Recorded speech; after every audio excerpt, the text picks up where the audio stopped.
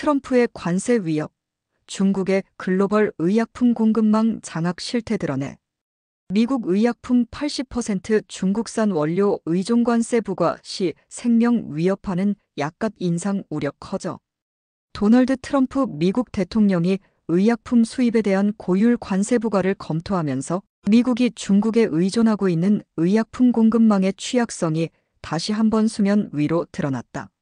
3일 CNN에 따르면 미국 내에서 가장 많이 처방되는 항생제 아목시실린은 단 한 곳의 미국 제조사에서만 생산되고 있으며 그 원료의 80%는 중국이 통제하고 있다.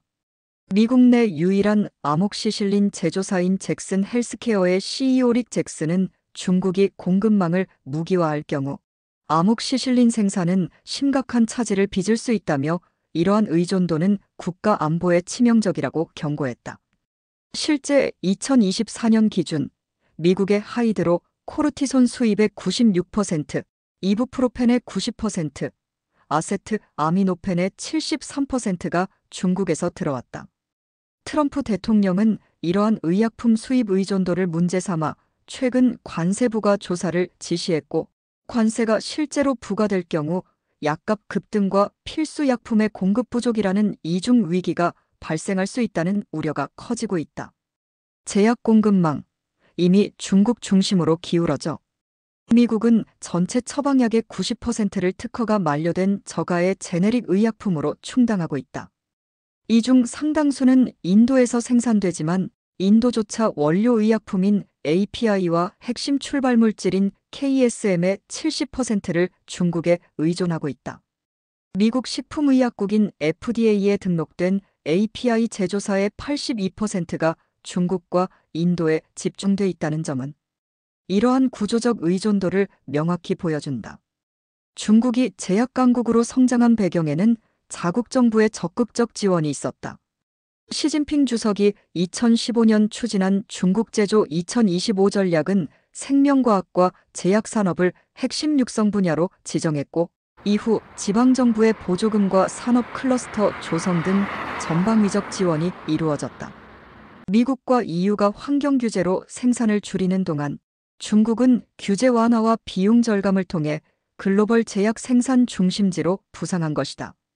관세보다 중요한 공급망 다변화와 자국 생산 유인책. 트럼프 대통령은 지난 4월 의약품을 미국 내에서 생산하지 않으면 관세 장벽을 세우겠다고 밝혔지만, 전문가들은 이러한 방식이 제네릭 산업의 현실과는 맞지 않는다고 지적한다. 제네릭 의약품은 가격 경쟁이 핵심인 구조로 관세가 부과되면 미국 시장에서 철수하거나 공급을 줄일 가능성이 높다. 미국 약전위원회인 USP의 CEO 로널드 피에르 빈센지는 관세는 단기적으로 환자에게 비용을 전가시키고 공급망을 더욱 불안하게 만들 뿐이라며, 약은 케첩과 달리 품절되면 생명을 위협한다고 강조했다. 실제로 한 연구에 따르면 25% 관세 부과 시 미국 소비자들이 부담할 약품 비용은 연간 508억 달러 증가하고 개별 약값은 최대 13% 상승할 수 있다. 일반 암 치료제의 경우 6개월 분량이 1만 달러 넘게 오를 수 있다는 분석도 나왔다. 생명 안전 위한 전략적 전환 요구. 전문가들은 의약품의 자금률을 높이기 위해서는 관세가 아닌 인센티브 정책과 공공, 민간 협력 모델이 필요하다고 지적한다. 아스트라 제네카와 존슨 앤드 존슨, 일라이릴리 등 일부 대형 제약사들이 미국 내 생산 확대를 약속했지만 이들 대부분은 특허 보호를 받는 고부가가치 의약품에 집중돼 있다. 결국 문제는 제네릭 생산 기반을 어떻게 미국 내에 다시 구축할 것인가에 달려있다. 미국은 2021년 기준 필수 의약품의 72%를 수입에 의존하고 있는 만큼 생산시설 구축과 운영에 대한 실질적 지원 없이는 제약 주권을 회복하기 어렵다는 것이 중론이다. 중국이 의도적으로 공급망을 통제하지 않더라도 미국의 대중 무역 압박이 지속된다면 중국 측에서 이를 협상 지렛대로 사용할 가능성은 상존한다.